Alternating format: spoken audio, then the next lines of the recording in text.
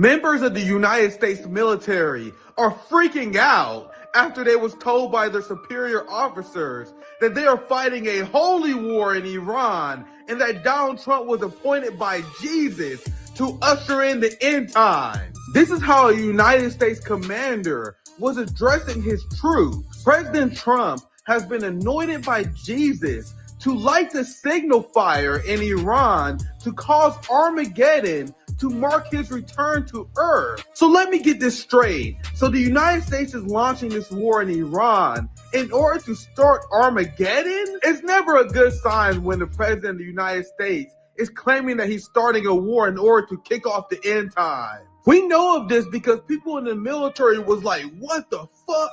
And they immediately blew the whistle. The Military Religious Freedom Foundation received over 100 complaints in less than 48 hours from military members from all faiths after they were completely freaked out by the messaging of their leadership. The Trump administration is trying to make Christian Zionist terrorism official United States military policy, essentially favoring religious prophecy over geopolitics. Isn't this the same thing that they accuse Iran and radical Islam of doing? And the Trump administration has made it clear this is how they view the world over and over again. Remember when Mike Huckabee claimed that Israel has a right to take over the entirety of the Middle East, quoting biblical prophecy? So God gave that land to his people, the Jews, or he didn't.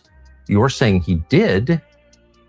What does that mean? Does Israel have the right to that land? Because you're appealing to Genesis. Yeah. You're saying that's the original deed. It would be fine if they took it all. The American people need to come to terms with the fact that their government is ran by a bunch of Baal-worshipping scum who willing to plunge humanity into darkness in order to serve their satanic agenda. What's poppin'? My friends, my family, we are back once again. You guys know I'm always in the lab cooking, and I'm unleashed. You guys know that United States soldiers are essentially dying to fight the holy war of this obviously closeted man here. I gotta be careful because I learned recently that it's not good to make fun of closeted Republicans, apparently. But this man who has nothing to live for want us all to know that nuclear war is possible, that we want to plunge humanity into regional war because of some fantasy that he has of a holy war. This is what United States soldiers are dying for right now. And these are the demons that our brothers and sisters in Iran are fighting right now. Listen to this. This is a religious war. Who wins it at the end of the day? Do the radical Islamic terrorists who want to kill all the Jews because God told them to? Who want to kill me because I'm an infidel? Who want to purify Islam, to reject moderation and make everybody a jihadist? This is a big deal. I'll deal with Section 230. So what we're facing right now is a moment of decision that will set the course of the future of the Mideast for 1,000 years. Sir, last time I checked, it was you guys who engaged in the largest slaughter of schoolgirls of all time. You guys realize that when the United States and Israel murdered over 160 Iranian school children, that was the single largest slaughter of schoolgirls in recorded human history? And do you understand how badly things have to be going for the United States and the West, especially in terms of public relations, if the only thing that they have left is to try to trick the easily manipulated boomers and religious cultists that somehow you're fighting a holy war ordained by God by slaughtering children? This is their holy war. Here's Mike Johnson. You guys realize that they're doing this for a reason, right? Because this is going horribly for them. The American people, even the most staunch conservatives, are turning against the Trump administration. You have country white boys that are saying stuff like glory to Iran and the Ayatollah. So the only thing they have left is this rank tribalism. trying to get people on their side using religious scripture, as they are the ones engaging in mass war crimes, carpet bombings in Tehran.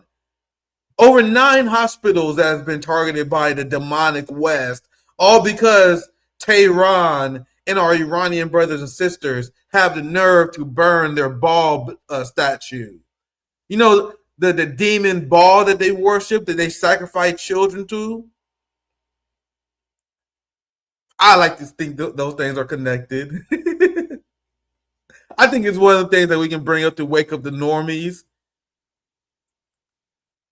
Because, yeah, we can explain how there's been a long time fantasy from the ruling class to take over the Persians, how the Zionist fantasies of establishing the Greater Israel Project.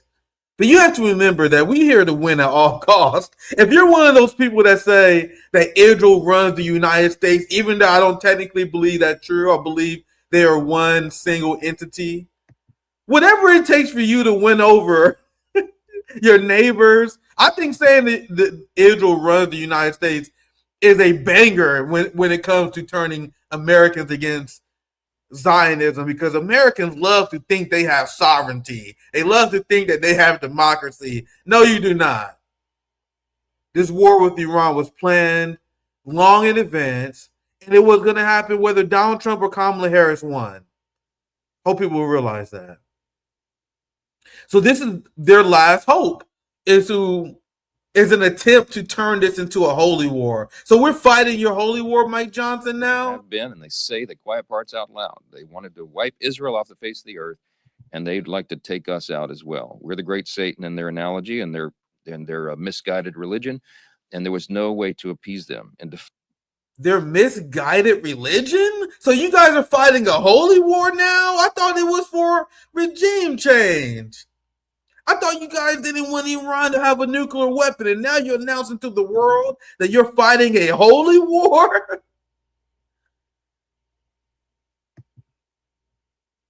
So Mike Johnson and military officials, the Trump administration, and the United States soldiers wants to make it clear that they're fighting Iran not on the basis of international law, not on the basis of geopolitics. They are fighting this war with Iran on a theological basis that cannot be reconciled via international law and geopolitics. Isn't this the same thing they accuse their enemies of?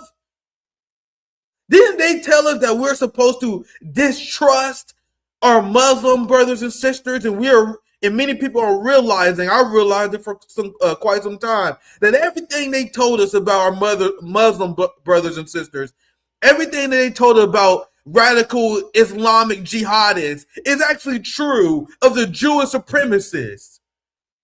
How geopolitics doesn't matter. International law doesn't matter. Even the status of their own people and the will of their own people doesn't matter. Remember, 29%, less than 29% of the American people support this war. But it doesn't matter what you support. The Baal worshiping scum is in charge. And if they want to go to war with Iran, and they want to bankrupt the economy and force you to pay more energy crisis, that's exactly what the fuck is going to happen. And what are you going to do about it? That's what they tell us every day. And I can't believe the audacity of these people. And the fact that the American people allow them to get away with it. The fact that the American people allow them to get away with sacrificing your children on behalf of their religious wars. They fucked around and found out. Imagine living and dying.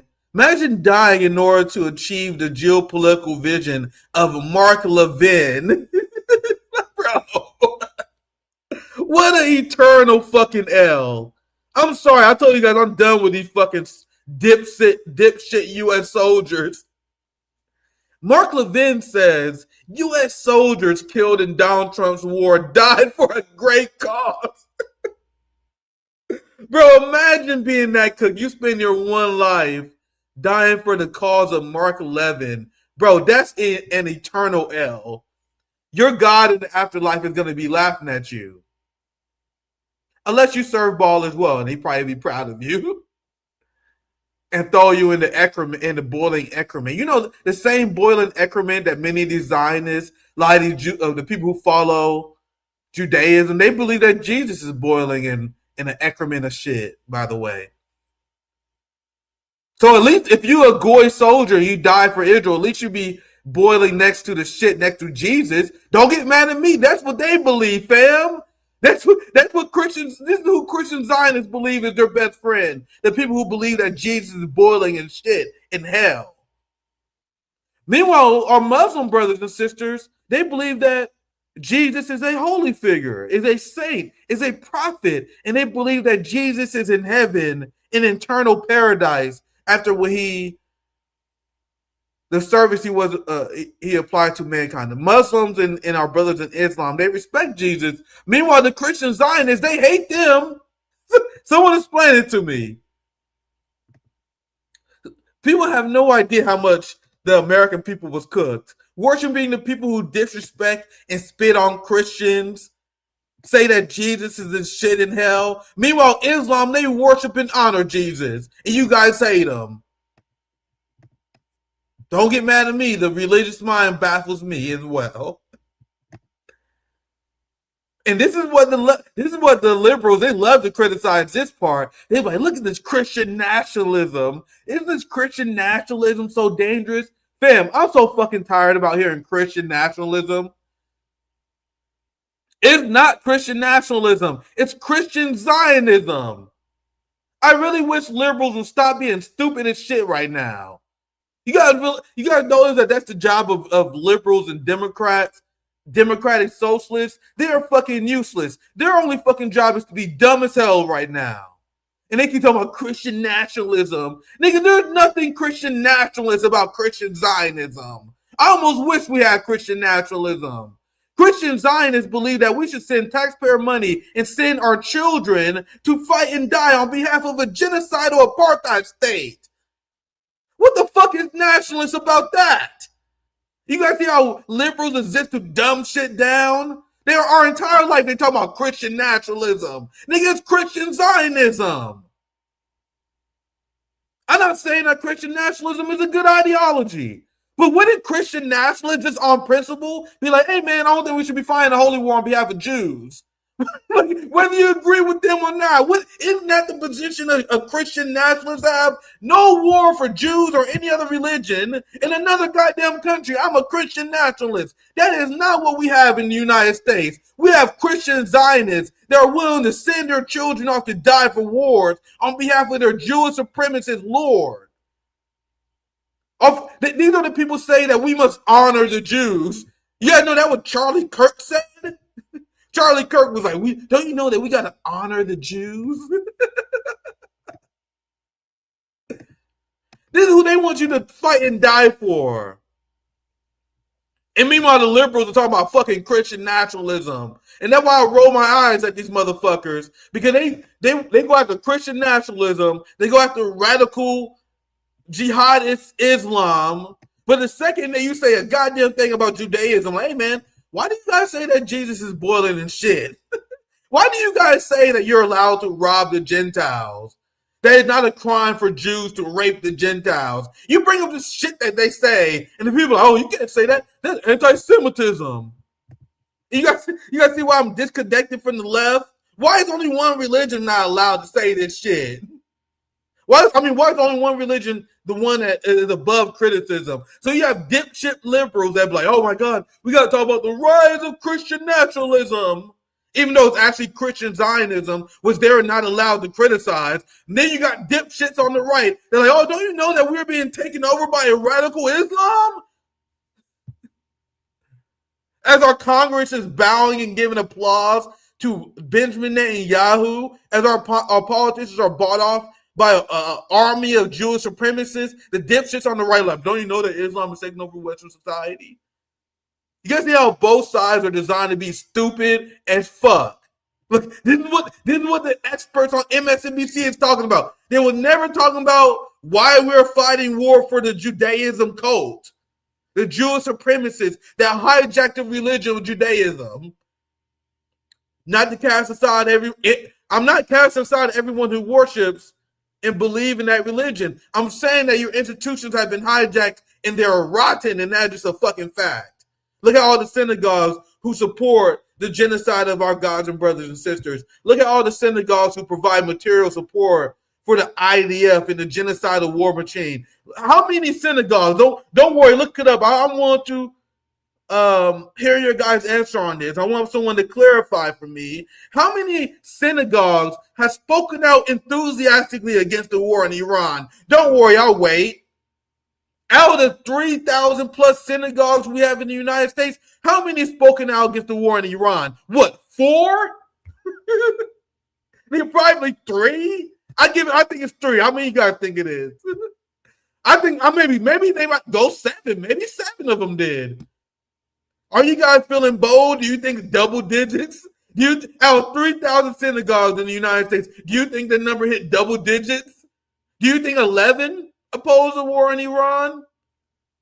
So I want people to understand that that's I'm not casting aside ordinary worshipers who feel like they've been betrayed.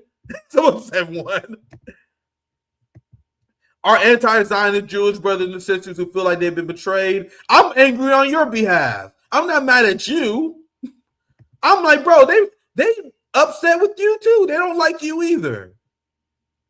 And I don't know why the left has been afraid of making these criticisms. They don't have any problem criticizing Christian nationalism, as you see here.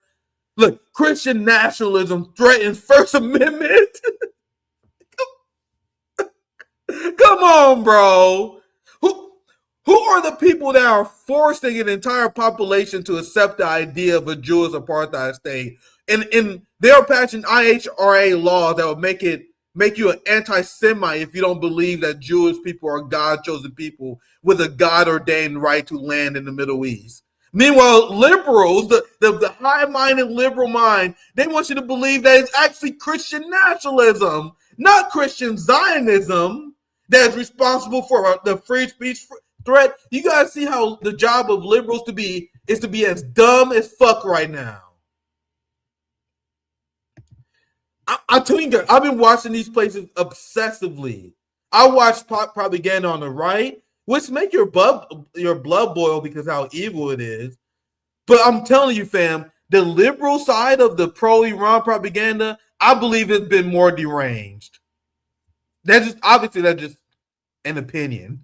You know what I mean? That's just an opinion.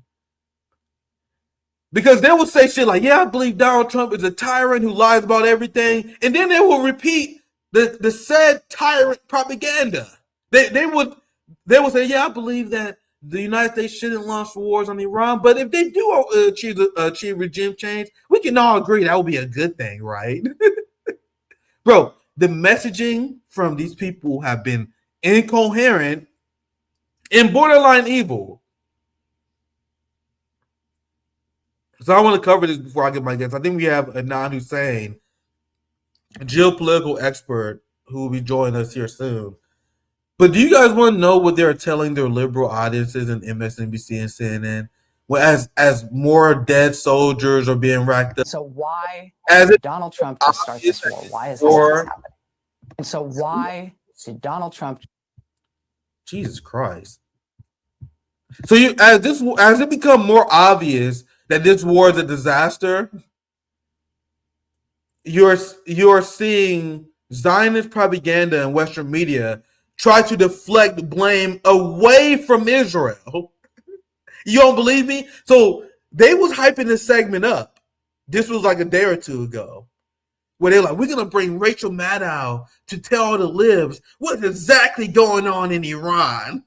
If you want to know what's going on, if you want to cut right through the propaganda, if you don't believe what the Trump administration is telling you, we're gonna bring Rachel Maddow to explain to you hardcore and uncut what is really going on with our war with Iran and who we are really fighting this war for.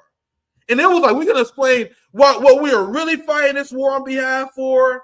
And I was like, wait, is she actually gonna say what I think she's about to say? Is Rachel, I would never utter the word Gaza or Israel Maddow? Is she actually going to explain to liberals that Benjamin Netanyahu tricked Donald Trump and convinced him to go to war with Iran? Of course not. You guys want to know what Rachel Maddow and the liberals are blaming this war on? Spoiler alert, during this entire monologue where she explains the reasoning behind the United States going to war with Iran, not once does she mention Israel at all. This is unbelievable. Let's play this. Trump just start this war? Why is this happening? So why did Donald Trump just start this war? Why is this happening? So y'all see, Cui bono, right? Who benefits? It's always useful to start that question in any country. Who benefits? Who wants Iran bombed off the map and for their own reasons? Who are Iran's rivals and enemies? Perennially, it's the Gulf Arab states, countries like Saudi Arabia and United Arab Emirates and Qatar. You know, Qatar, the country that just gave Donald Trump a really, really nice $400 million plane, really a gilded flying palace for his own use, both during his presidency and after. Trump plans to take that plane with him and keep using it after he leaves office, if he ever leaves office. And you remember United Arab Emirates, famous for recently structuring a totally... Fam, she is saying literally everybody except Israel. Bro, the answer is right in front of your face, you dipshit. Office. And you remember United Arab Emirates, famous for recently structuring a totally pointless crypto financial transaction so that $2 billion of it would be stuffed into the Trump family's otherwise worthless brand new crypto financial firm. And of course, you remember the Saudis, who stuffed another $2 billion into the pockets of Trump's son-in-law, Jared Kushner, just as Trump's first term in office came to a close. You might remember enough people were alarmed about that when it happened that the Trump folks actually sort of bothered to come up with an excuse for what made that okay. They said, don't worry, Jared will never again work for the US government. He's never coming back to Washington. So it's okay that he's taken all this money from the Saudis now. We will never have to worry about having somebody involved in US policy who has also just been given billions of dollars by Saudi Arabia, apparently for no reason. Well, that was the explanation when he took all that money from the Saudis at the end of Trump's first term. And now today, who has been leading the negotiations on behalf of the United States government with Iran before we just started this war with them today? I mean, Secretary of State Marco Rubio was in St. Kitts this week. It wasn't him. No, it was Jared Kushner, the president's son-in-law, recently paid billions of dollars by Iran's chief rival, and nevertheless sitting there alongside Trump's tiny real estate friend, Steve Witkoff, who has sought recently to improve his considerable family fortunes by going to Qatar to seek money from its sovereign wealth fund. Look at her fucking smug grin, as if she was cooking. She really thought she was cooking. You wasn't cooking shit, Rachel. You wasn't cooking shit. She really thought she was cooking. She really thought she was killing this shit. And now do you guys see why studies expose how people who actually watch this brain rot are less informed than if you don't watch it at all? Even if you don't watch my channel, if you don't watch our comrades channel, if you don't watch Palestine News Network, if you don't watch DD Geopolitics, if you don't watch many of our friends, even if you don't watch them, if you just avoid this brain rot, there are studies, and this is demonstrably true, and based on my objective reality as well. The people who watch this shit, they are dumber than people who don't watch or read any politics. Because if you watch Rachel Maddow, as everyone else is explaining to you how Netanyahu has been telling us that Iran is going to have a nuclear weapon every Tuesday for the last 30 years, as everyone else is explaining that Israel's been wanting to lure United States presidents into waging this war against Iran and they cannot win, and Trump is the only one dumb enough to fall for it. As everyone else is doing these accurate analysis, you want to know what the dipshit who watches Rachel Maddow what he's gonna chime in the conversation? He's gonna be like, hey guys, I think you guys are really forgetting that it's actually the UAE. It's actually Qatar who really went in this war. You know, the people who was literally begging Trump not to start this war. You know, the people who's begging a ceasefire right now, because their illusion of safety for their citizens has been completely exposed. This is the brain rot that comes from the average shit lib. And you know every single one of these white, crusty Zionist motherfuckers who pretend to be radical, they're going to lie and they're going to spread bullshit on their TV shows. And Jon Stewart is another one. I got a Jon Stewart, got nothing but boomers who watch this shit now. Like, you guys know that Jon Stewart, like, before the run-up of this show, of this war, a lot of people are getting Jon Stewart shit now for this clip. And after we watch this, we have a great guest. We have Adnan Husain who will be joining us. I can't wait to talk to our friend. I'm going to bring you on, my brother, after I show this clip. Jon Stewart is taking a ton of heat for this because he's just like Rachel Maddow. His job is to cultivate a dumb shit-lived following. And during this war with Iran, the most important thing for the liberal propagandists to do is to make sure their audience is confused, not informed. You got to be confused. But let's dumb them down with some laugh tracks and some jokes. Let's misdirect and mislead the populace in general. Let's allow them to laugh, but we got to make sure that they're dumb. So I explained, and many people explained, how Iran is essentially decolonizing the entirety of the Middle East. They warned the United States that this war pop off, your presence in the Middle East is donezo. And you guys know they destroyed every single one of these United States bases. They are destroyed. They are obliterated. The United States have lost billions in military infrastructure.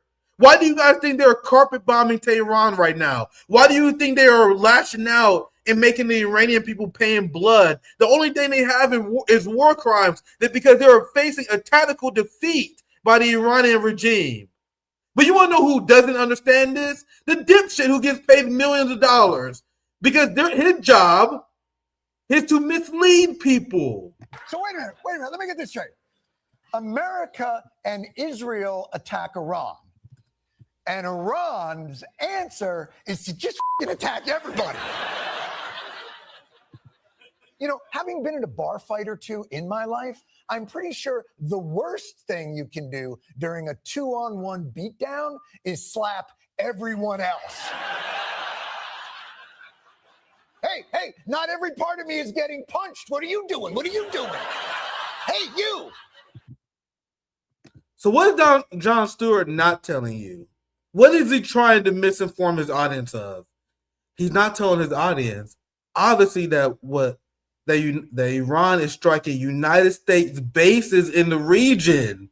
They're rendering the United States completely blind by taking out radar and infrared systems. Why do you think Tel Aviv, there's a complete blackout and ban on videos from Tel Aviv? Because it's being leveled right now. United States bases are being leveled, and the death count is so insane on the United States side, they are still hiding it.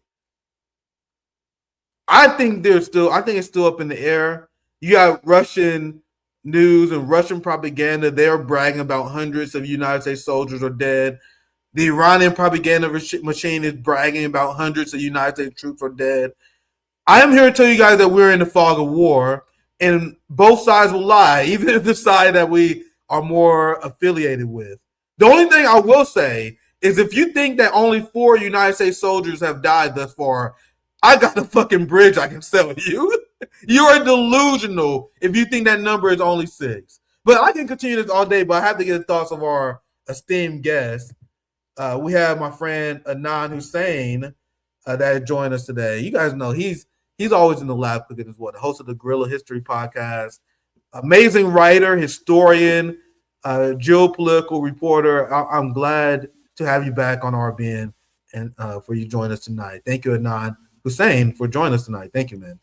Thank you so much for inviting me, Nick. It's a pleasure to be with you and your audience. So there's so much to discuss, so much to break down. I'm going to dive more into how Iran is decolonizing the Middle East because it's an important point to make. There's 2 very important takeaways, at least I have, of this war. The massive suffering of the Iranian people. For example, there's around 975 Iranians who've been murdered by carpet bombing. That includes the 160 school children that the United States and Israel slaughtered. So we got to be respectful of the human cost that Iran is paying. But you guys realize that Iran is starting a Arab revolution in the Middle East, where people in Bahrain and Iraq, they all rising up against the United States bases. You have Iran, as I mentioned, demilitarizing the United States in the Middle East. But before I continue, I got some more I can show you guys on that fact. I want to get your general analysis on everything that's been going on for the last few days. It's been one of those weeks where years happen. Sometimes it's like that. Like there's one of those weeks where you have years of history, and sometimes you have years where nothing happened. This is one of those weeks. So, what's your analysis on what's going on, Anon? What do you agree? What do you agree? What do you disagree with? What's your analysis on the war in Iran thus far? Before I continue, thank you for joining us once again. Yeah, no problem. I'm so glad to be able to talk about this with a good community of people who are thinking critically and taking the approach that you've just been outlining, because I do think one major framework of analysis to think about what's happening is completing the decolonization of West Asia. I think that's absolutely correct. Another way of thinking about it is thinking about the unleashing, you could say, of a second wave of the revolutionary energy of the Iranian Revolution in 1979, which was, the biggest in terms of per capita type participation, the biggest popular revolution in the history of the world. Okay, so sometimes 10% of people, manage to accomplish a revolution. This was many more people came out into the streets in 1979 to topple the oppressive U.S. vassal Reza Shah Pahlavi, whose son is the clown prince that the United States and Israel imagined that they could put in place in this regime change war. And so you could think of this as a second wave of that, a revolutionary energy, because if you really think about what happened in 1979 under Imam Khomeini, he was a Shia cleric. He was an Ayatollah, a revered religious scholar and political leader, but he wasn't very sectarian. He was a real anti-imperialist, and he really believed that the revolution, while it might have had some of its bases in Shia Islamic kind of ideas about justice, standing up for the oppressed, and so on, was nonetheless universal and certainly should be appealing to the rest of the Arab Middle East, and wanted the revolution to spread and to take out and topple these fake, artificially constructed, post-colonial little enclaves for these corrupt family dynasties that had been created by the British in order to serve one main purpose, which was to sequester the incredible oil resources and wealth of the region into the hands of a very few, and to prevent it from being used on behalf of the development and social uplift of the large populations that surround these tiny little statelets. So you put in place a dependent, little I call them an oligarchic elite, and make them totally dependent for their security on the patronage of the empire against their population and against the surrounding, people.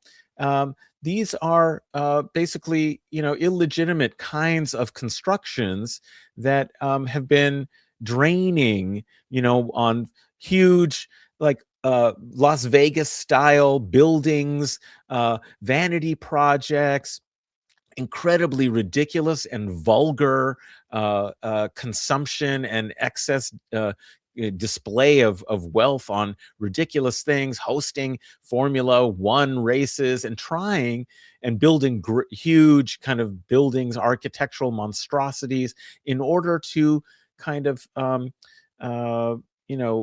make themselves somehow part of this Epstein class elite, and act as if they are not really part of the region, that they are somehow exceptional in a way that's very similar to the way the Zionist entity is like a European colonial, a settler colonial society that's trying to reproduce a kind of first world European garden, amidst this terrible jungle, and establish their security. Well, they've had some decades of being under the US security umbrella.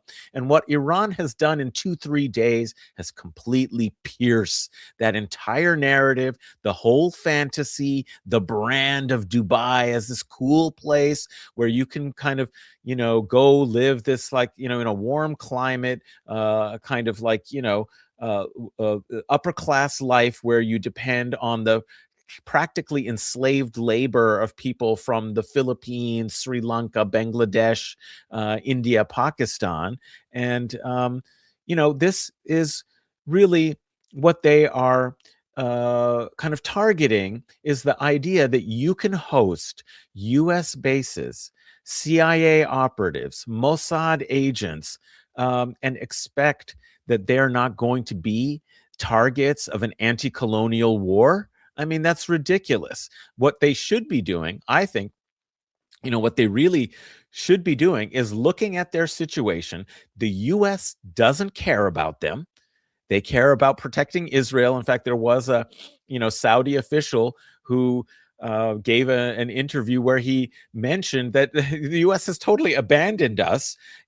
What they didn't understand is those bases and those artillery, air, air defenses, they were not there for you. Okay, they were not there for them, for the people of that region. They're there, to attack Iran and to protect Israel. And when they couldn't, continue to stay in these bases, they evacuated a lot of troops, most of the aircraft, a lot of the air defenses, and redeployed them in Cyprus and other bases further away, basically so that they could maintain some kind of a shield for Israel. They're not there to protect these Gulf states. When push comes to shove, these people in the Gulf thought that they could buy their way, because let's remember, they're paying for these bases to be there. Remember the Iraq war against Saddam? Saudi Arabia ended up paying for that, I mean, so they thought that they could buy their way into the Western elite and be accepted and not be subjects of Islamophobia. Sorry, the racism is there, and you are still, as far as the US and Zionist and the Epstein Empire, you are disposable and expendable, if it comes down to it. And so that's how I look at it, is that there really is the possibility for major changes happening in this region. You were just talking about, what's happening in a place like Bahrain. Now, Bahrain is a little different from some of the other Gulf states in that there is a large, an absolute majority Shi'i population that is basically similar to the kinds of identity and religious affiliation of southern Iraqis and the sort of Shi'is of the Arabian Peninsula. I mean, it's basically just a little small island off of the coast, of Saudi, and that's in a Shi'i area. It's all the oil is located in these Shi'i areas of the north, eastern part of the Arabian Peninsula, and that makes it unstable. If people remember, during the so-called Arab Spring in 2011, there were massive demonstrations and uprisings in Bahrain, but because it was the headquarters of the U.S. Fifth Fleet, Obama and Saudi leadership, he basically said, it's okay, go ahead. And they sent in Saudi troops and tanks then to crush, the rebellion and secure the fate of the Sunni, oligarchic tribal, rulers of Bahrain, who are very unpopular. And we're seeing exactly the same thing happening, which is why Iran bombed the bridge that connects the mainland of Saudi Arabia to Bahrain, so that no more troops from Saudi, tanks and so on, would come in to crush the population that we've seen throwing Molotov cocktails, confronting Bahraini security forces. And there you go. And cheering every bomb attack, every drone attack upon the U.S. naval base. So there could be big changes in a place like Bahrain. There could be regime change in Bahrain before there ever is in Iran. I don't think there's going to be, any regime change in Iran. And that points to the instability of these artificial enclaves that have no strategic depth, no economy. What are they going to do with the Strait of Hormuz, being closed for 2-3 weeks? They get 90% of their food, brought in either overland or through the Strait of Hormuz. Everything is tankered in. I mean, and also the overland routes, those are all totally insecure now to come across from Turkey, Syria, through Iraq. I mean, no, this is basically a war zone. Nothing's going, back and forth overland, and nothing's going back and forth, because the straits are closed. So they could be really in peril. And what they should recognize is they are part of this region. And it would be much wiser for them, instead of being enemies of 90 million of their neighbors, is get a kind of agreement for cooperation, collective security, and build this region together. That's the only way to save themselves, is integrate into a regional system of friendship and alliance with their neighbors, rather than being the stooges of Epstein empire that is trying to turn them, not only into places for their bases as like these little colonial, and they want to turn them into colonial troops for them, right? I mean, this is the effect of trying to kind of say, trying to get like Iran through these reports that say that Mohammed bin Sultan, the ruler of Saudi Arabia, was really keen on encouraging this war. He and Netanyahu were the two biggest proponents of this war. And, this is reporting that we've seen in the Washington Post. Then it's been denied, but it's trying to create, and also the potentially were false flag attacks on oil infrastructure that happened in Saudi Arabia. There's been no Iranian attacks on oil infrastructure, except this one case that it was alleged that it was an Iranian attack on a Saudi kind of oil facility, in order, it seems to me, to try and provoke Saudi into joining more directly the war against Iran. They don't want to send their own troops. The U.S. and Israel don't want to put ground troops. They would love it if they could get the neighbors to be their colonial troops. If people remember, Europe didn't fight its world wars alone. A huge number who fought in World War I on both sides, particularly on the Allied side for France and England, and in World War II, there were huge numbers of Algerians and Senegalese troops who fought to free France from the Nazis, and then were supposed to accept colonialism afterwards. And when these war veterans who fought against Nazi fascism came back to colonial Algeria and started demanding their political rights, an awful lot like American U.S. Black troops, African Americans who fought against Nazism and came back to the segregated South and said, hey, I fought against racism in Europe, but I can't sit at at the coffee shop, everything's segregated. We just started demanding their rights. The same thing happened in Algeria, and 45,000 Algerians were slaughtered in an uprising in Sétif, and they were led by kind of Algerian war veterans of the wars of France. So there's this history of using and exploiting the colonies, not just for the resources that they might have, but also even trying to use their people in Europe's wars. Well, this is kind of what they're trying to do now, is to goad Saudi, into joining the war. If they're smart, they will reject that, and they will go back to the beginnings of real, genuine relationships regionally that were brokered by whom?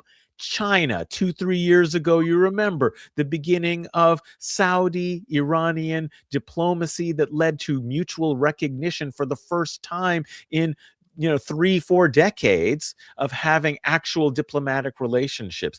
That was something to build upon, and it really frightened the United States that this would be happening, and that especially that it was China who had brokered it. So that's kind of what I see as like a lot of the key points, building off of your excellent characterization that this is about decolonization from this region, and that's what Iran is attempting to do in two ways. One is these Gulf monarchies, and two, the Zionist entity, which is a U.S. Western settler colony in the region. And I guess my conclusion, the last thing I would say on this is just that the intimate connection between Palestine, the question of Palestine, and Iran has to be understood in this context. Iran is the only sovereign country in the entire region. They fought for their own sovereignty with their revolution in 1979, and they've been punished ever since, because with their sovereignty, already they would be punished for trying to, have their own sovereign development outside of the Epstein empire. But they've been targeted for over 40 years of harsh sanctions, terrorism, subversion, a war sponsored by the West of, encouraging Iraq to invade them for 8 years. They've had to deal with color revolution attempts, regime change operations, etc., currency manipulation. Why? For one major reason, is that they are sovereign and they will never abandon the people of Palestine. So they are made to pay. So that is my main conclusion, is if you support Palestine and you cannot stand that genocide, you have to understand and be in solidarity with the people of Iran, with the Islamic Republic of Iran, as the only country in the region that has supported, in these kinds of material terms, the Palestinian resistance and struggle. Yeah, what a fantastic breakdown. I appreciate you for taking us to school there. There were so many great things said there. That's why you gotta make sure you gotta check out Adnan on Guerrilla History podcast. That was a fantastic analysis, and I'm glad you picked up where I was laying down there while I was gone there. The theme of this particular show. I had a few meltdown streams. I had a few streams while I was yelling at the camera, but this stream has a very specific theme to it. The barbaric way that the West fights, that is only designed to spread terror, because that's what they're doing in Tehran. They're spreading a lot of terror. They spread terror in Lebanon. They make jokes and brag about the civilians, the children that was murdered by the pager attacks, for example. They brag about the conquest in Syria. They brag about the humanitarian crisis that they cause in Gaza. They openly brag about these crimes that they commit, and that's what Iran is fighting. Is they doing it in a tactical way that is decolonizing the minds of the entirety of the Middle East, and a lot of the countries in the Gulf states, and a lot of people around the world are realizing what Ibrahim Traore said. Mm-hmm. Remember what made the West despise Traore, when Traore said, "Get your bum ass out of my country, get your bases and get the fuck out." And they try to send assassins. You guys know that France was caught conspiring with the former president, the person that Ibrahim Traore overthrown, and they tried to kill Traore, and they got really close recently. They want his head, and they may be successful one day. You guys notice the pattern of them going after leaders, because Traore explained how these bases, they're not here to protect our people. These bases are not stopping terrorist attacks in our countries. They're here to gather intelligence. They're here to destroy the sovereignty of your nation. You want to know who's realizing that? You want to know who's on the vanguard? You want to know who's fighting this fight that's waking up the minds of people all over the Middle East? And we've just been talking about this. That's why I love that I brought you on this show, this theme of decolonization, and why the West has lost. Our brothers and sisters in Iran, they were paying a big price But that's all the West knows how to do. They know how to burn things down. They know how to inflict pain and suffering. But when it comes to accomplishing their geopolitical objectives, they are a failure. They're not getting regime change in Iran. Iranian people are rallying behind the martyrdom of the Ayatollah.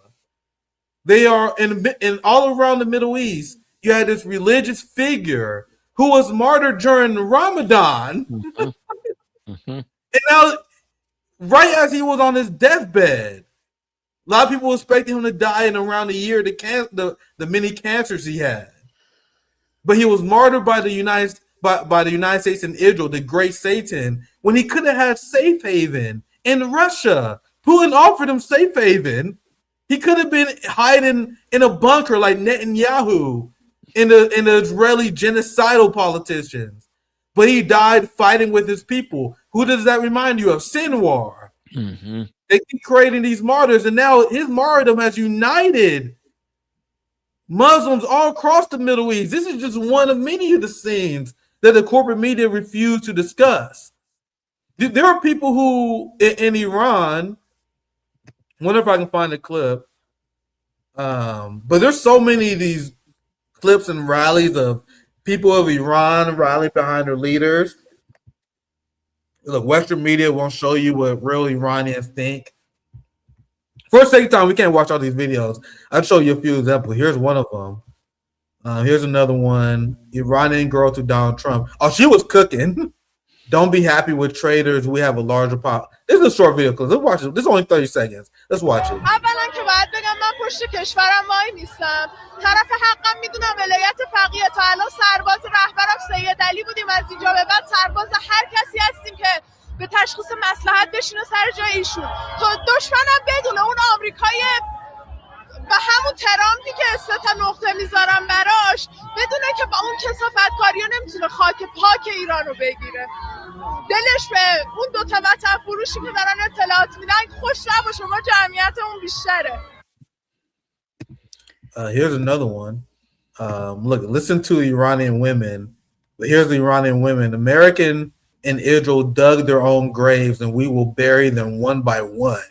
Let's watch this last clip, and I want to give you a reaction. This is another quick clip. I'm showing you guys how their game plan to have the Iranian people rise up against their quote-unquote regime has been a failure. So what have they accomplished other than spreading mass death? I'll play this clip and I'll get you in here. He said we will let our enemies know that they will never defeat us. What a fucking gangster.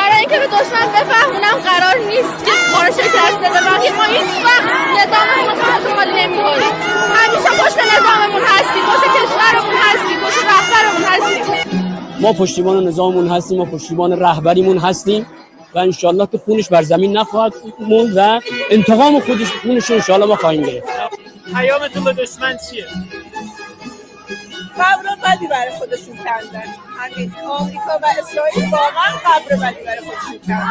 آماده اون قبرها باشن که یکی یکی دفنشون کنیم. سربازاشون، خود ترامپ، نتانیاهو. So I'm talking about the physical and the mental when I'm talking about decolonization. Because not only did they destroy United States bases where you can find extensive report on this, even at CNN, they decolonized the minds of the people in the Middle East. Their own people are now united behind this great Satan. So appreciate you guys for listening to that presentation by Adnan. I'm going to get you in here for any reactions and any of your thoughts about what I am explaining here regarding this unification behind the great Satan. What's your thoughts? Yeah, I really think, I mean, it's more than just a miscalculation, you know, to attack Iran in this way and to create the conditions for them to rally around their country, their system, their leadership, as they did already in the June War, the 12-day war. You know, Iran emerged more united and solidaristic after seeing that the viciousness and the targeting of civilians, of scientists that happened in the June War, really the scales fell from the eyes of many inside Iran who may have not grown up, for example, in that revolutionary era or suffered, that was 47 years ago, suffered under the horrible, corrupt and oppressive, tyrannical, brutal regime of the US vassal Shah. These are just stories and history for so many. I mean, Iran has a young population. And so, how do you make it real and continue to educate people? Well, the Israelis did a great job of educating them about, the horrors of, facing, the violent empire that really means, one thing for them, to try and destroy them.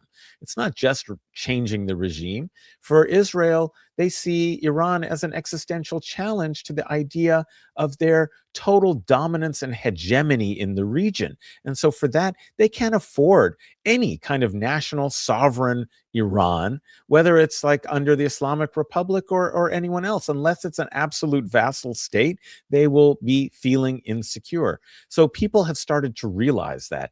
And the way that this attack began with a brutal assault by the Epstein Empire on little girls at a primary school. It was absolutely so incredibly fitting that they would kill civilians, but not just civilians, but little girls, this pedophile empire.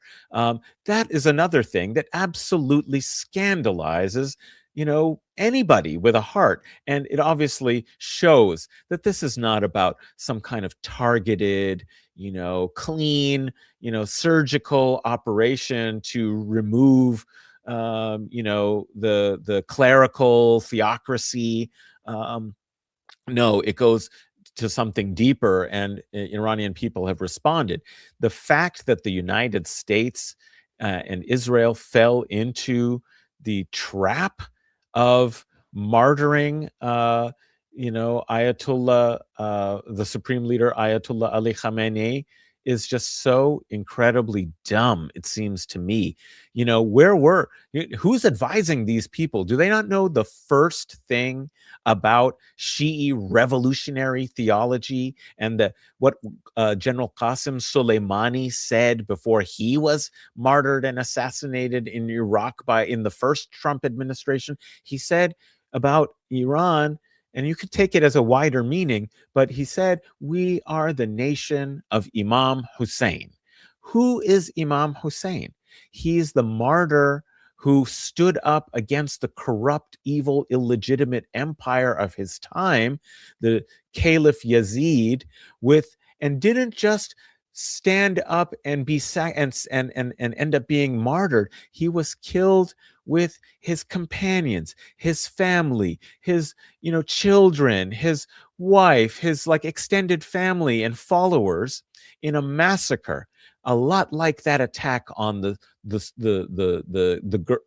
girls' school. He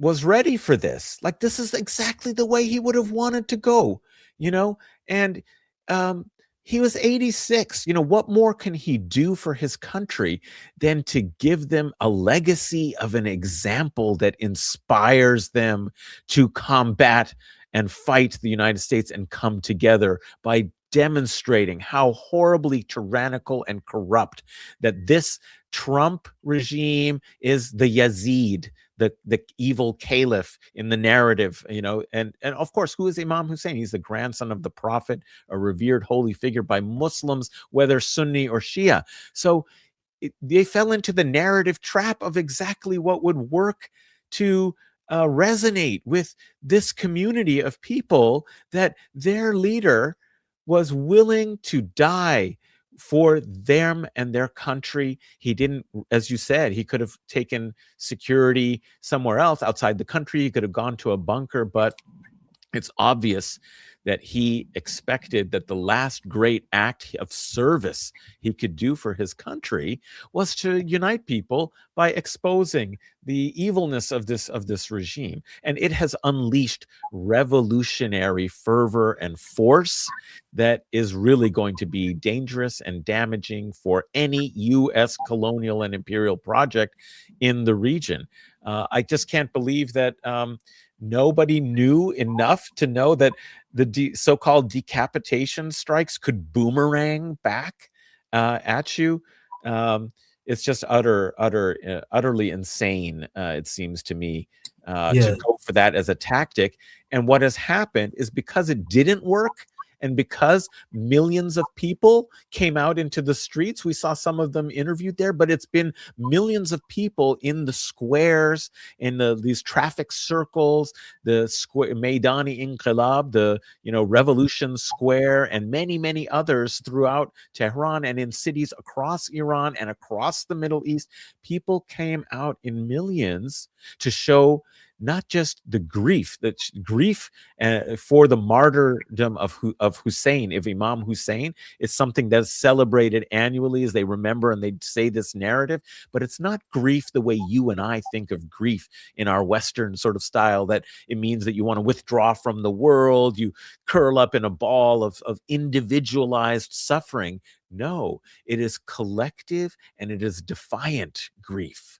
It is redetermination, redoubling your spiritual commitment to seek justice, because that's what Imam Hussein's example was. And now they have a contemporary example. Their supreme leader who stood up for justice was killed. And now they have a kind of sacred pact to, finish, his legacy.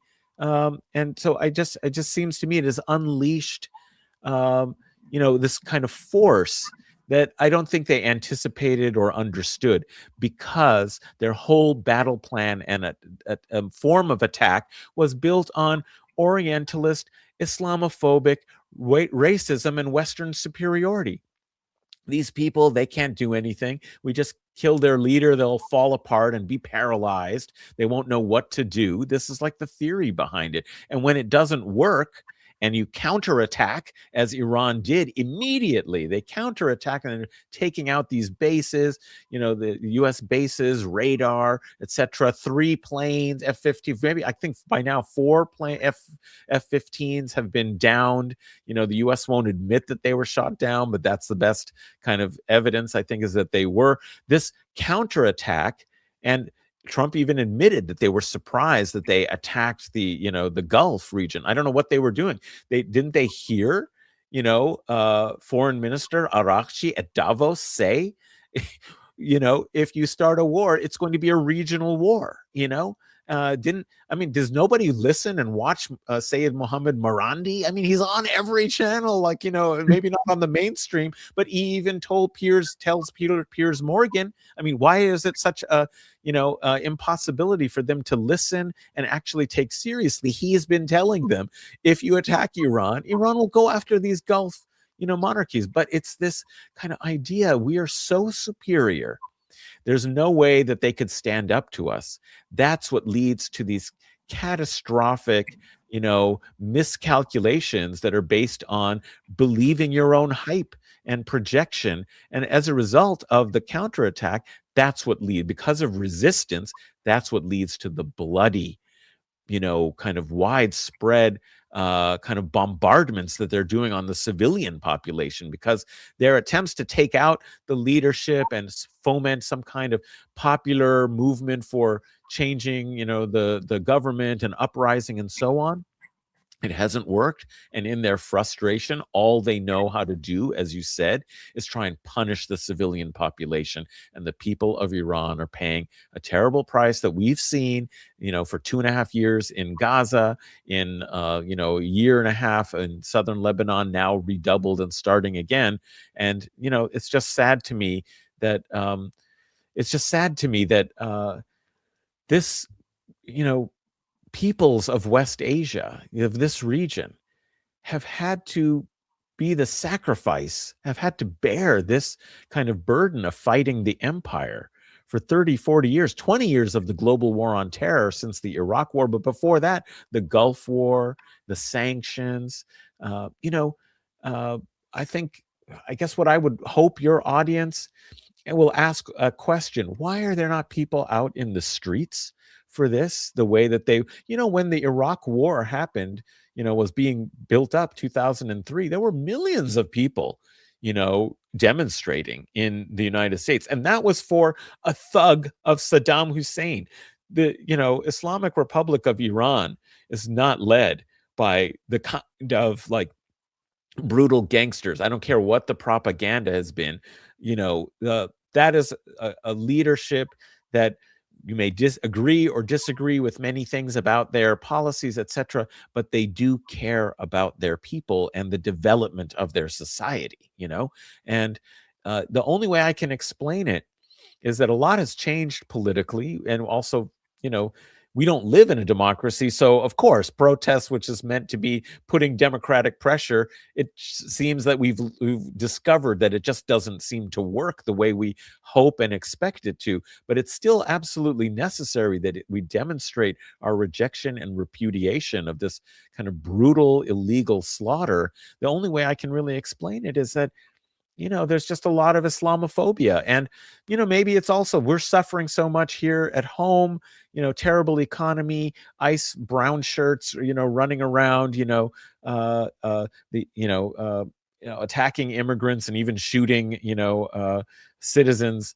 It's just, we've come to a place where there's so much impunity after 2.5 years of Gaza and everything else that's happened, Venezuela, the blockade on Cuba, that it's just, there's been so much impunity that they can even get away with this kind of a terrible attack on the people of Iran. The only people who are going to have, it seems, a say in how it ends is the Iranian people. And I've seen that also in a lot of discourses and discussions and online in Farsi, in Persian, is that they started it, but we're going to be the ones who decide when it ends. It doesn't end until we say it ends. And we already have seen the consequence of this revolutionary, very determined attitude in the fact that on Sunday, this last Sunday, there were reports that Trump opened up some channels with mediators from Italy to approach Iran about the possibility of a ceasefire. And they totally, of negotiations for a ceasefire, and they totally rejected it. And the head of their Supreme National Security Council, Ali Larijani, said there will be no negotiations in the medium term, short and medium term, because we intend to teach the United States and Israel a lesson that they will not forget, because that's the only way it seems that our warmongers learn anything, is through punishing defeat. And that's why they're panicking. That's why we're seeing massive amount of war crimes committed by them.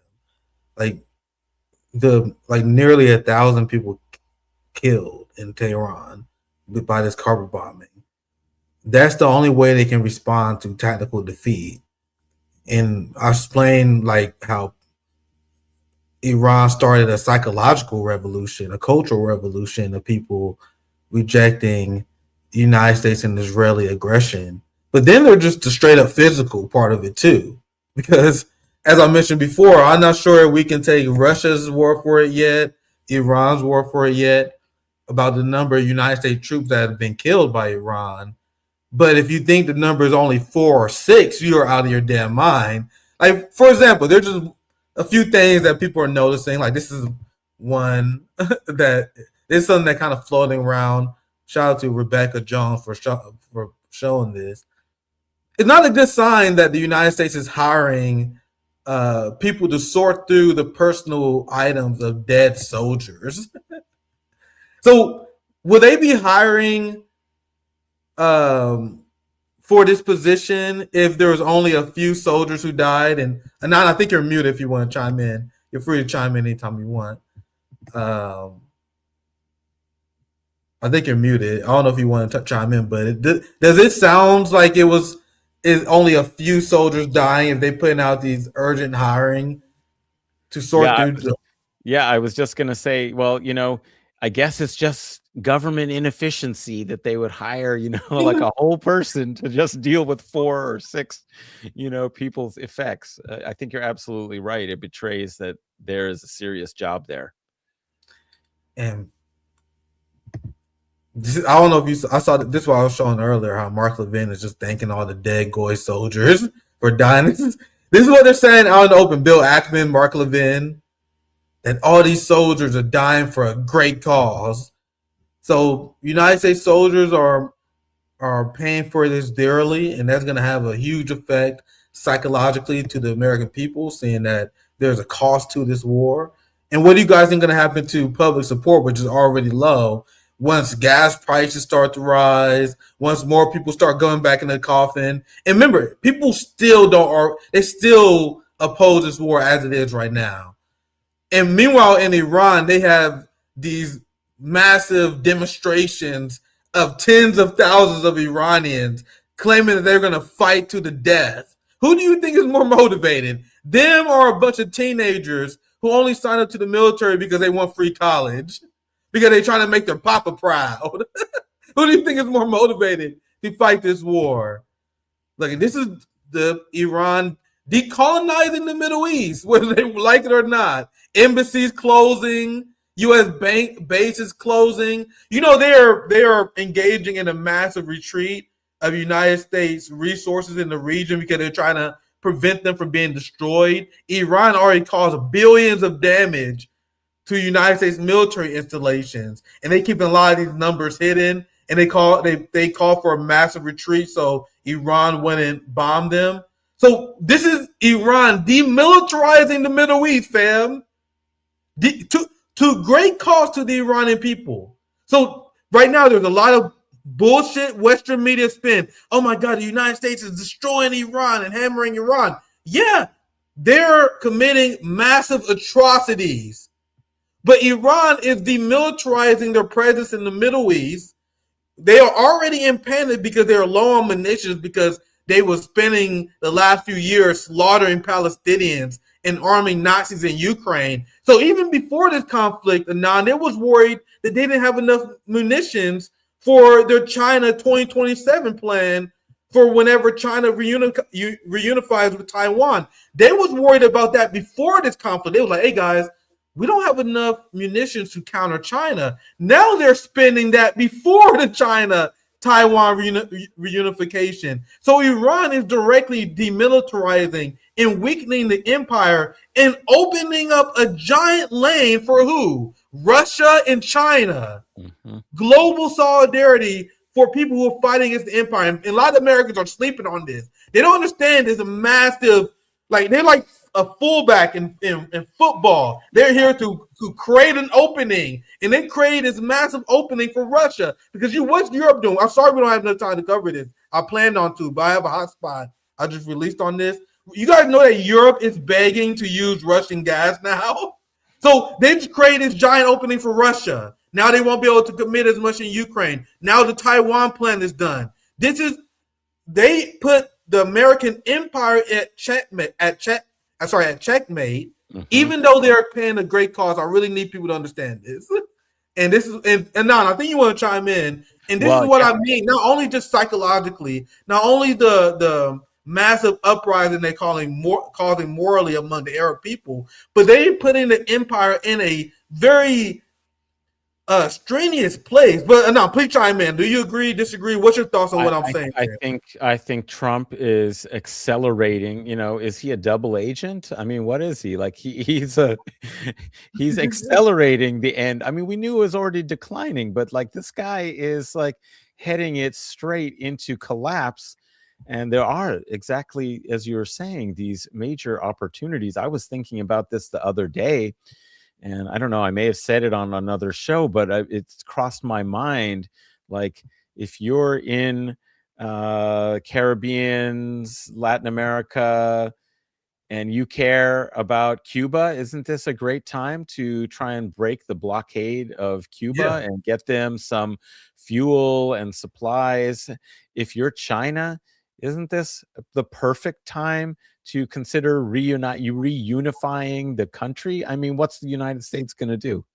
It's impossible for them to react and respond to all these things. And in fact, in a way, not because I want there to be, total global chaos and just war in every corner of the world. I actually think that it may hasten the coming of peace if other fronts open up, by exploiting the weakness of the United States being embroiled in the trap of Iran. They fell for it because they were working on maybe other people's priorities and other interests. The United States is now fully, Netanyahu seems pretty pleased, despite the fact that his country is receiving all kinds of damage from Iranian missiles and drones. He still seems pretty pleased because as long as he's got the United States being, the troops facing this most directly, that's what he's been hoping to arrange and to lead somebody, fool some U.S. president. No other U.S. president has been so vulnerable to this guy's influence as Trump. This is actually a time where the U.S. empire is so at risk that it seems to me that there is an opportunity for effective anti-imperialist solidarity and action to bring it down. Like this is the time actually one could really do it.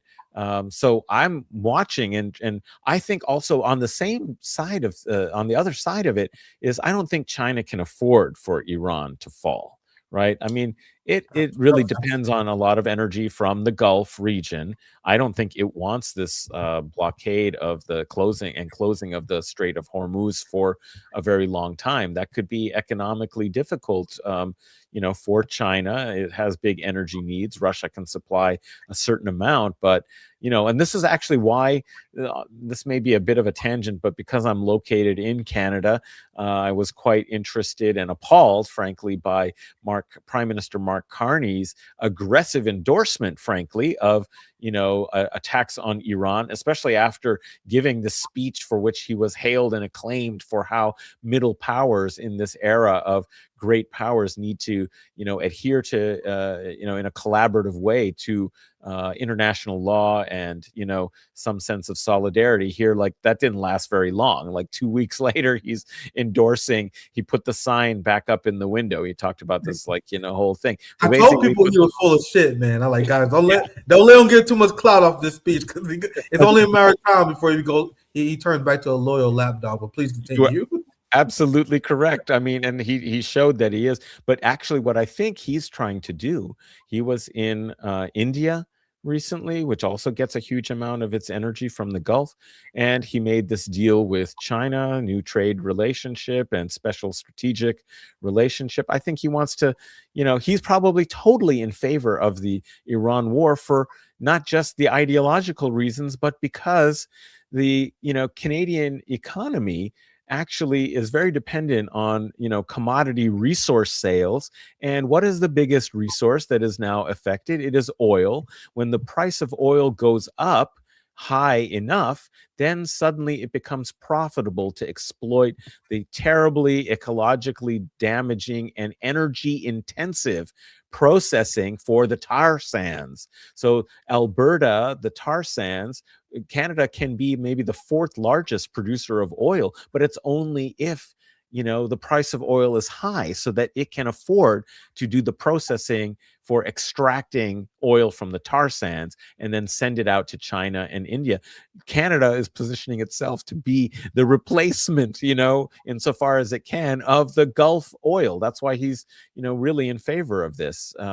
But it seems to me, anyway, what I was, kind of saying is that China, on the other hand, can it really afford Iran to fall? I mean, the whole Belt and Road Initiative, the whole BRICS project, the Shanghai Cooperation Council that Iran has been become part of. It's a kind of pillar of this new systemic order. In fact, that's what we're seeing is the clash between, the U.S. Epstein imperial order and system on the one hand of its kind of tech, its kind of, alliances and so on versus China's, like China has its whole tech, it's got its whole social media, it's got its whole, kind of system going, and its Belt and Road Initiative versus like, the kind of World Bank and IMF, basically we're seeing like two different kind of global systems competing with one another, and Iran is the site where this kind of contest is really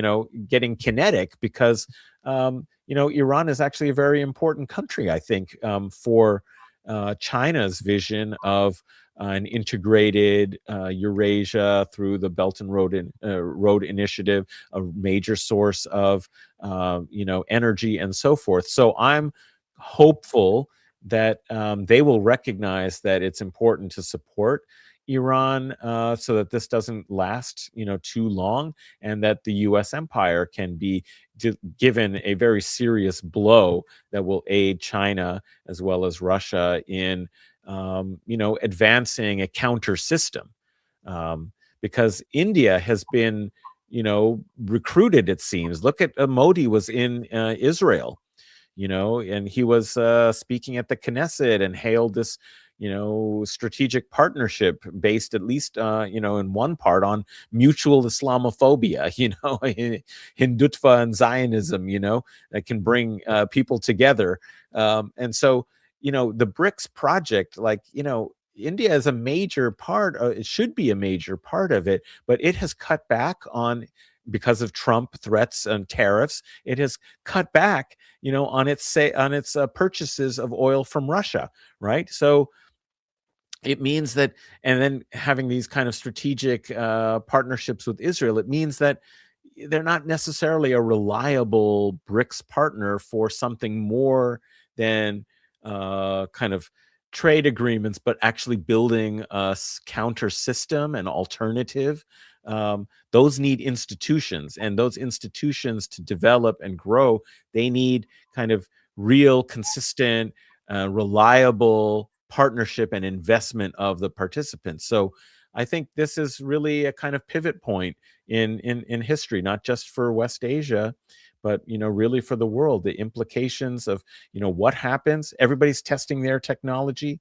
Is China's Beidou system, is its radar and surveillance stuff that is helping Iran, is that going to prove more effective as it was in helping Pakistan down all of these Indian jets in the conflict, the brief conflict that they had of some months ago? Basically, like, this is it. This is like these rival systems, on many levels are competing with one another, and the outcomes of the Iran war and how well Iran does in resisting, Zionist U.S.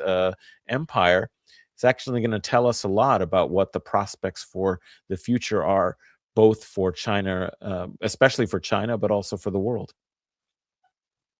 It's such an honor being in conversation with you. You bring such a wealth of knowledge to these discussions, and there's so much I would love to pick your brain on. I know we're getting near the end of our interview segment. I want to quickly bring this up, and I want to show you guys the devastation it caused over Tehran. There's still so much I want to pick your brain on. We definitely got to do this again because there was so much to analyze and on the world stage. I'd be delighted to come back on, Nick. It's always fun chatting. We have to do it again because I'm always scratching the surface. I'm like, I gotta be selective of what we talk about next because there's so many ways we can analyze this. I had like a whole segment on this alone, but I'm gonna condense it. Like, I'm gonna skip over. I'm gonna condense a lot of it. I just released a hotspot video on this in particular. The geopolitical ramifications of this is gigantic, and many people can't even begin to wrap their minds around it. I don't even have enough time on a live stream to break this stuff down. But for example, EU is now crawling back, begging for Russian gas because of this, because we know the Strait of Hormuz cause a massive spike in oil prices. This is naturally going to disrupt the global supply chains in oil. And the EU in Europe is already going through an energy crisis. They were already sacrificing their own citizens and forcing them to pay higher for energy costs before this conflict.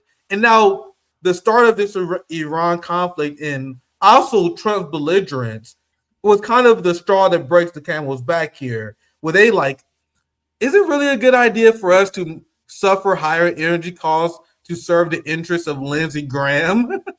Is that really what we want to do here? So just to sum this up really quickly, because we're running low on time here. Look, they had this pipeline that fed Russian liquefied natural gas to Europe that was destroyed by Ukrainian terrorism because they were trying to sabotage Europe energy dependency on Russia. But then Europe in their propaganda said, oh, well, it's not the Ukrainians who destroyed this pipeline. It was the Russians did it. The Russians bombed their own pipeline. Have you heard this one before, Adnan? Yeah, Isn't it funny how they keep saying this? I have, and it's like it sounds even more absurd now with like a few years where nobody ever really properly was willing to investigate and explain it, but it never made any sense. But I think you're absolutely right that it is incredible that here they are after making such a big deal of sanctions on Russia and completely tanking their own economies because of the high price of energy.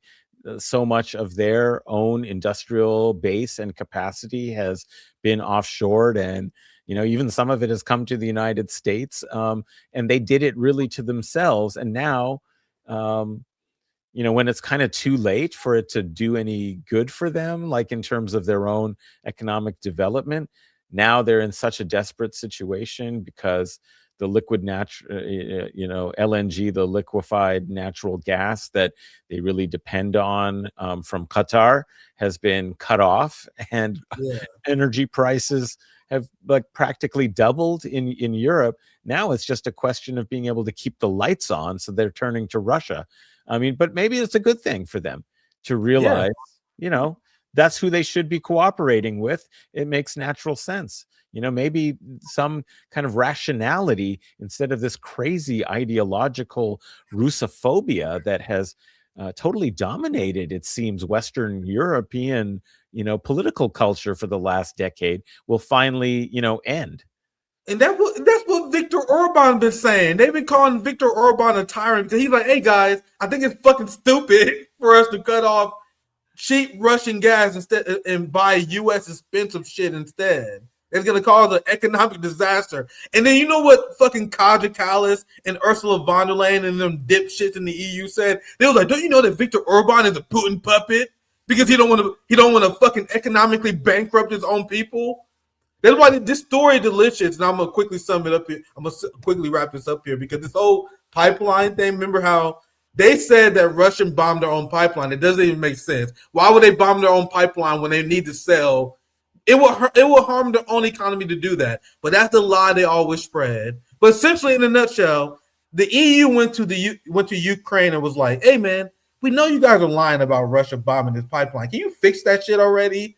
And they're essentially demanding Ukraine to fix this pipeline so they can take Russian natural gas again. Isn't that amazing? Isn't that just one quick example of the consequences of this war? And look, it's bad when Reuters and Western media is acknowledging this. Look, Iran war could reopen EU debate over Russian gas, Norway says. So this is the part where the EU acknowledges that Viktor Orban was right the entire time. Was when he was like, hey guys, I don't think it's a good idea for us to do this, just generally. And they hate his guts for that. And so this is one of the consequences of that.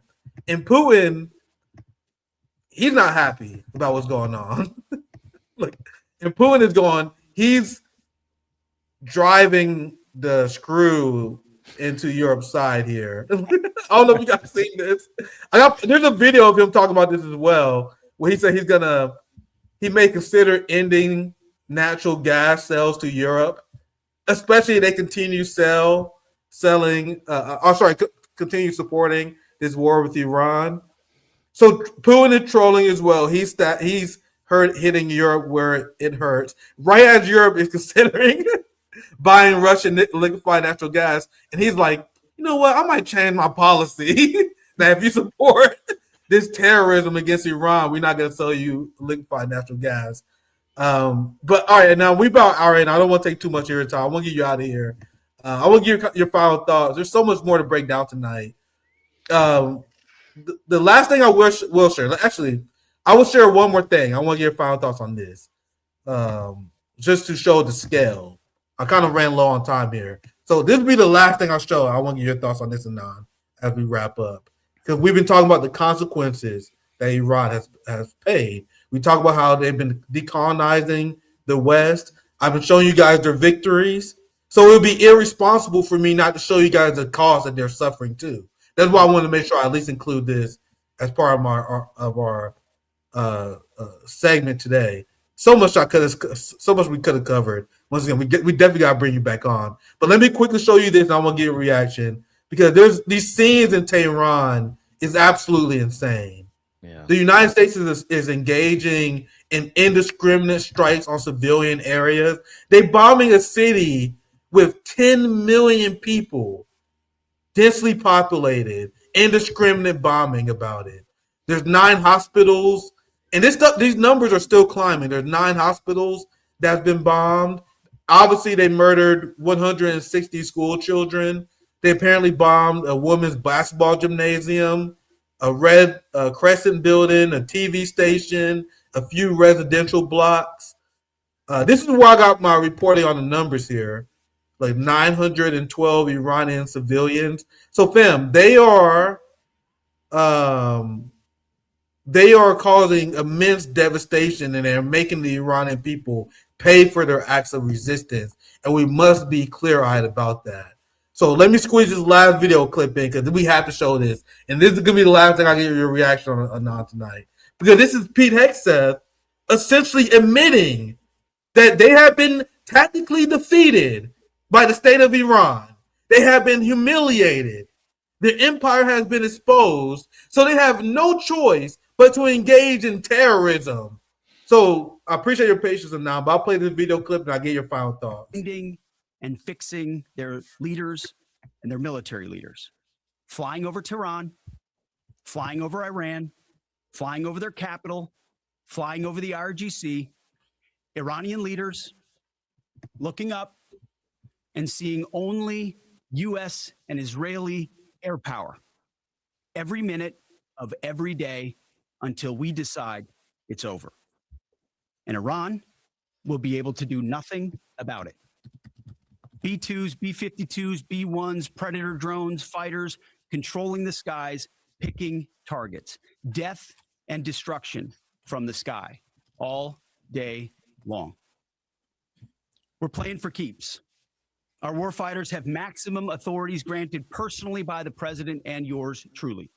Our rules of engagement are bold, precise, and designed to unleash American power, not shackle it.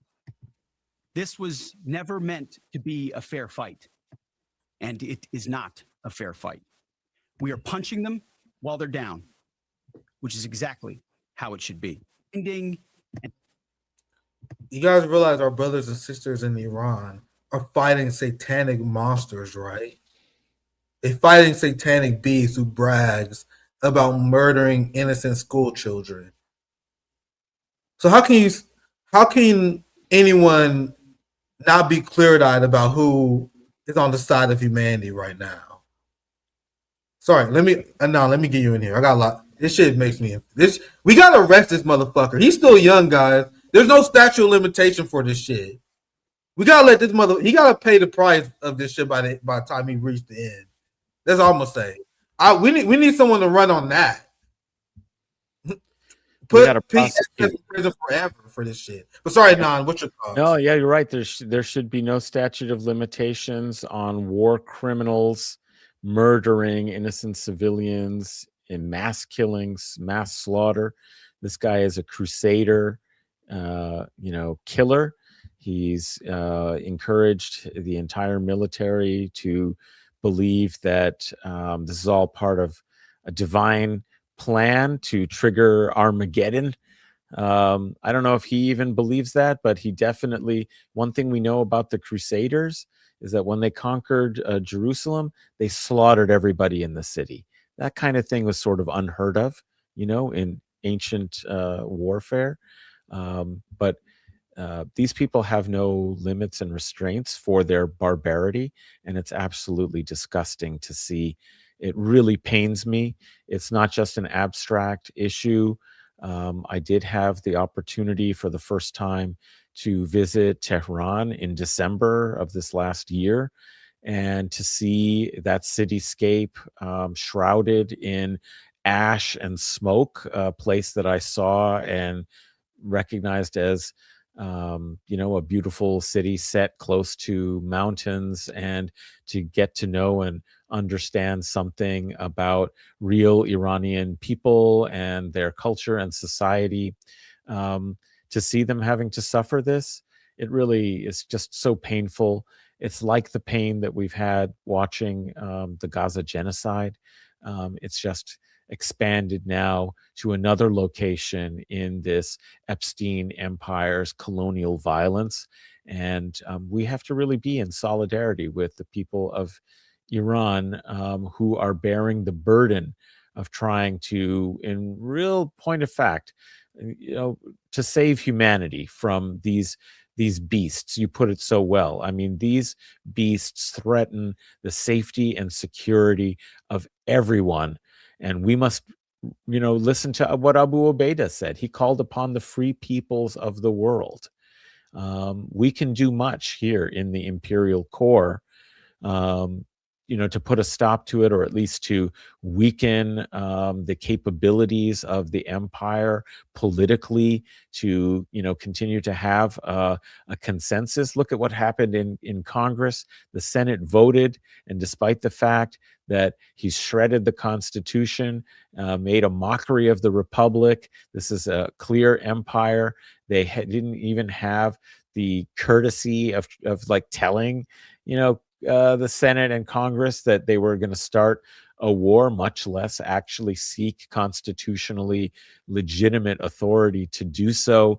There's been a vote, 53-47, in favor of basically just ratifying, the empire's violence on this illegal war, which even the UN, as weak as it is, said, yeah, that's an illegal, illegal war to initiate against Iran, and that the targeting of civil leadership, like the leader of a country, is also should be out of bounds. So we have this bull in a china shop that's terribly dangerous for the world. And what is even more concerning is that when they lose, they get even more angry and violent. And so it's very difficult. What we can do to help the people of Iran is try and put pressure so that, it doesn't come to weeks and weeks of this kind of indiscriminate, terrible, brutal slaughter of people there. So anyway, I thank you so much, Nick, for focusing on these issues and also highlighting the humanity, and the inhumanity of what we're doing to people. As I said, it's like personal in the sense that it's not just an abstract issue. Having at least had a chance to visit once, it's so important for people to recognize and understand that they are really human beings, discussions like this for that reason are so important. And I really appreciate you giving focus and attention to it. And I also really appreciate you bringing me on so that I could enjoy the discussion with you. And I've been trying to read the chat as well, and I see that there's a lot of wonderful people in your audience who reject empire and really appreciate the opportunity to learn and to share together. So thanks for all the things that you're doing. Yeah, it's an honor being in community with you. We definitely got to have you back on. It was a very enriching conversation. So very thought-provoking. We only got like half to what I wanted to discuss today. So we got a lot That's more. because to I talked too much. I apologize, Nick. I talked too No, much. it was very, Yeah. very thought provoking. Very thought provoking, and I greatly enjoyed this conversation. So make sure you guys check out Guerrilla History Podcast. Is there anything else, anywhere else they can find you, Adnan? Yeah, Like your channel? Yeah, thanks so much. I have a YouTube channel. It's just youtube.com/@Adnan Husain Show. And you can also find me on Twitter, and I post, when episodes are coming out and everything. And that's, x.com/Adnan A Husain. I think this is it, right?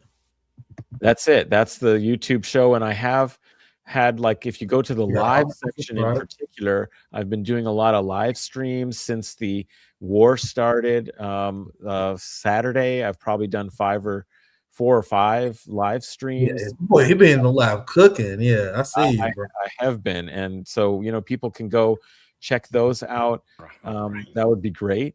But I do want to, I think everybody, I heard something that I myself thought was so good and so analytical. I would really encourage about Ali Khamenei, and basically his significance to Iran and what his assassination, could lead to. There's a guy, Ali Alizadeh, and he was on the Gray Zone with Max Blumenthal earlier this week. And I thought that hour 15 really would repay anybody who wants to find out a little bit more about this incredible, foolish mistake. And well, it's not just to be condemned because it was foolish, but it was contemptible, to assassinate him. But now they may reap something that they never really imagined. The next leader, they don't really recognize that he was a restraining force. He was somebody who was actually kind of a moderate, a rational actor who believed that, missile systems needed to be extremely precise because we don't want to kill civilians, who believed that WMDs, weapons of mass destruction, were immoral and could not be, accepted under Islamic law because it was mass civilian death that they caused, and therefore nuclear weapons could not be a target goal of the Islamic Republic of Iran. Well, he's gone now, and you murdered him, made him a martyr, and there are a lot of people who disagreed with that opinion. I don't know if the next leader is going to deliver a fatwa that we can't have nuclear weapons, right? So they may reap, a reward that they really never anticipated. And Ali Alizadeh had some just remarkable ways of explaining this, I think. So I would go check that out too. So, follow me, but I'll always recommend what I think is, something very valuable for people. You can follow me again, as I said, Adnan A. Husain. That's the Twitter, and on YouTube at Adnan Husain Show. And as you pointed out, I'm co-host of Guerrilla History, and we're also doing stuff there. So please do check it all out. Yeah, thank you, Adnan, for joining us. It was a great conversation. I enjoyed it a lot. I'll probably be in the back. Adnan Husain, make sure you guys follow him. We got a lot of content coming up. Let's bring our friend Zoya there. Are you there, my friend? Zoya's love. Zoya's life. I need some help. Who we have join us Friday? We got a base guest join us on Friday, right? Alex McKay from the Lenin Mao Institute. Oh, I love to hear that. I love to hear that. Zoya, we are always in the lab cooking. What a great guest Adnan was. I was just sitting back learning. I was like, all right, we're in school today. I'm like, all right, I'm going to have my rant in the beginning, and I'm going to allow Adnan to take us to school, which he did. I love this community that we're building, especially in this new era of RBN, building a true intellectual powerhouse left. Zoya, much love to you, my friend. I'm glad we brought Adnan on today, and we got a great show on Friday. You want to get into some super chats? Any thoughts that you have, my friend? Just love having Adnan on. What a treasure he is to us. Always a pleasure when he graces us with all his knowledge. We got to play that song. I saw there were a few people that was asking me to play that song again. I need to find it. Maybe we can play that in the outro. That's shit. That's my shit, fam. I found it. Hold on. Let me put that up. Maybe we can put that up as I take a break here, and then we can get Zoya in. There was a super chat that was out for too, bro. This song right here, this shit had me so hyped, bro. Should we do an encore of this? So like we need to play that song again. Yeah, let's play this song, bro, because there's a lot of victories that our friends in Iran, they're fighting empire. This shit get me hyped. Let's play this video and then Zoya, we can continue. Let's do it. دنیا شده آماده یک جنگ جهانی فریاد شیاطین جهان خان یهودی بیرون زده از حنجره شاه سعودی بیرون زده از حنجره شاه سعودی تکفیری و وهابی و داعش شده همدست اینها همه زیر سر شیطان بزرگست تا روح خدا در دل این خاک دمیده تا روح خدا در دل این خاک دمیده دشمن به خودش یک شب آرام ندیده دشمن به خودش یک شب آرام ندیده کم کم همه جا میرسد آوای حسینی بین المللی میشود این ارث خمینی آرام و قرار همه یک کفر به هم خود بیداری اسلامی دنیا چراغم خود با ما سخن از جنگ مگو ما که نمردی ما پاسختان را به دم تیغ سپردی از منطقه ما حذف شده واژه تسلیم در شام و عراق و یمن آماده جنگی در شام عراق و یمن آماده جنگی بر ابر حاصل بابیل ببارد هر قلب تلابی که سجیل ببارد فردا که دم حیدری از کعبه براید فردا که دم حیدری از کعبه براید دوران معاوی صفتها به سرایت God damn, that's my shit, fam. Y'all can't tell me that shit now. That's my shit right there, bro. That's a banger, isn't it? So, for the people who want an encore, and I'll always look for a reason to play this. Zoya, any chats you want to read? Now, I want to play this game because that shit be giving me hype. That's my shit, man. That's my shit. But Zoya, I'll let you continue. At Krista Brackley 7634, thank you for the $4.99. Thanks for all your labor. I'm 50 years old and learned so much from you. Prayers for Iran. Then we have at Michael Trayman 3467, $2. Long live Khomeini. Thanks to Andre Steffens 6327. You guys have a lot of numbers in your handles. Thank you for the $5. I see so many New Yorkers in wearing kafiyeh since the war started. Saw 2 just today on a 5-minute walk. Yeah, it's definitely turning global. Tulo Pantacaloni, thank you for the $10. Did you see that India stabbed Iran in the back with the boat that sank in the Mediterranean? Is that true? I heard about that, but I didn't verify it yet. It's speculation at this point whether India actually set them up or not, and technically they were in international waters. I heard an analysis today that basically that was not very strategic of Iran to be in the open like that in international waters with everything that's happening. But India did invite them there, so who's to say? India likes to play both sides. I just know Modi be on some fuckboy shit. Remember that meeting with Benjamin Netanyahu?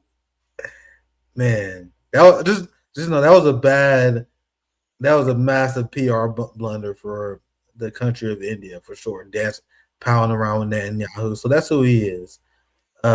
BRICS made the calculation that they need a massive population giant like India, over 1 billion people, having a unified bloc with someone like India and China would be such a huge strategic advantage over the West.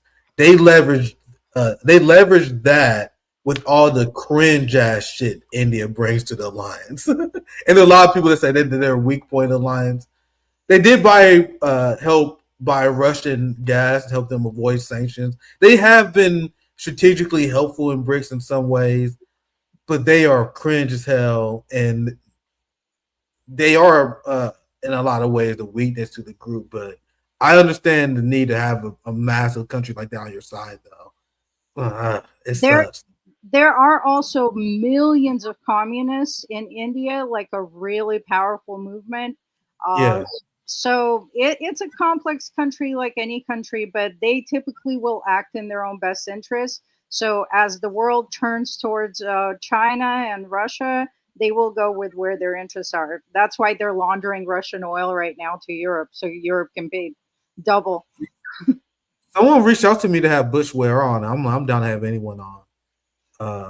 So we got to figure out a day for him to come on. I think we talked to him before. Yeah, he's been on.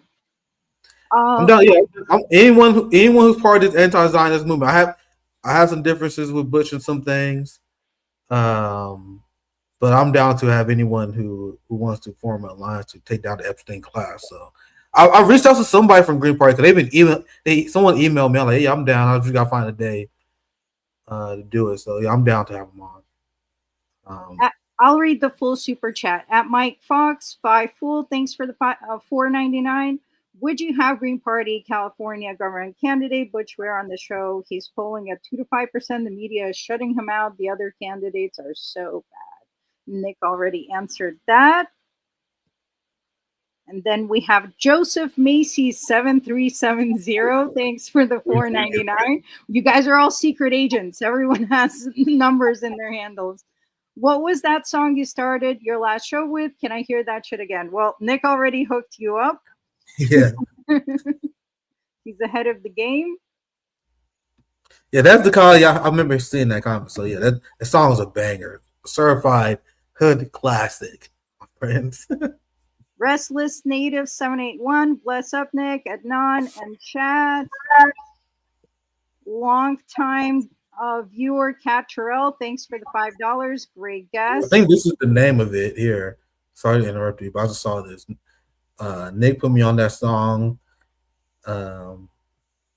Hater Kaser, it's called. Many people sing it. Yeah. It hit my soul immediately when I heard it. But go ahead, Zoya.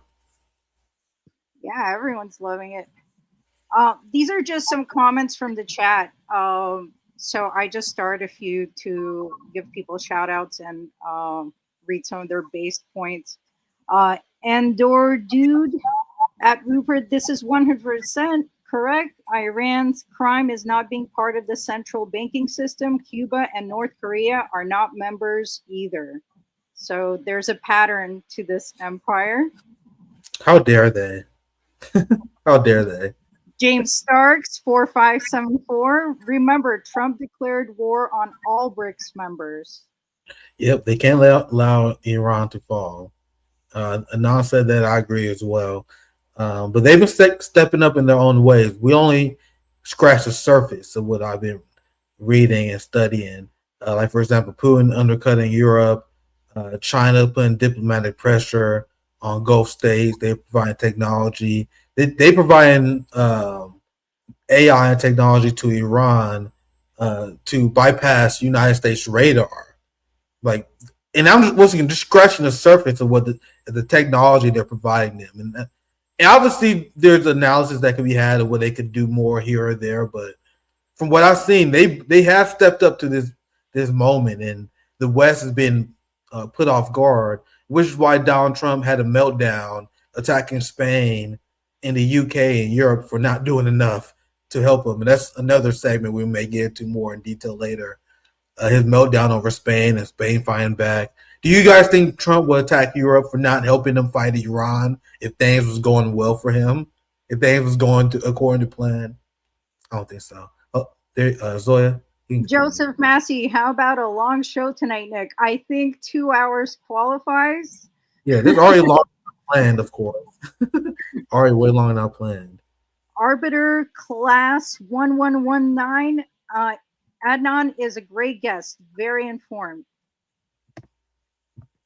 Just a lot of flowers for Adnan from Andor Dude. Adnan seems like a cool dude. Marvin Vargas, another longtime viewer. Thank you. Great guest. I just love this one. Franco326, Garland Nixon has a Biden destroyed Nord Stream hat. I have to get one of those. James Starks, through the scientific process of historical materialism, we will be able to analyze these geopolitical realities. Well said, James Starks. James is the homie. For sure. Frankel, capitalism needing bailouts again. Of course, the best system in the world that crashes every few years. Remember the wealth transfer that happens every time that there's a crash that is also designed by the capitalist class. Is by design, and that is what they plan on doing every 5 to 8 years. A wealth transfer from the working class to the wealthy, and then implementing austerity, government bailouts to them. It's a scam. But sorry, go ahead, Zoe. Go ahead, Zoe. Of course, Lorshak, Westerners even invented the continent Europe to be no Mongol shamans. And that's totally true. The European continent is a pure supremacist invention. They don't get their own continent.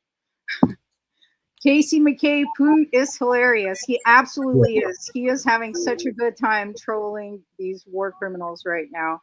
And Rupert, I heard if you speak Russian, then you really understand like the depth of his humor, because he dropped a lot of subtle inside jokes as well.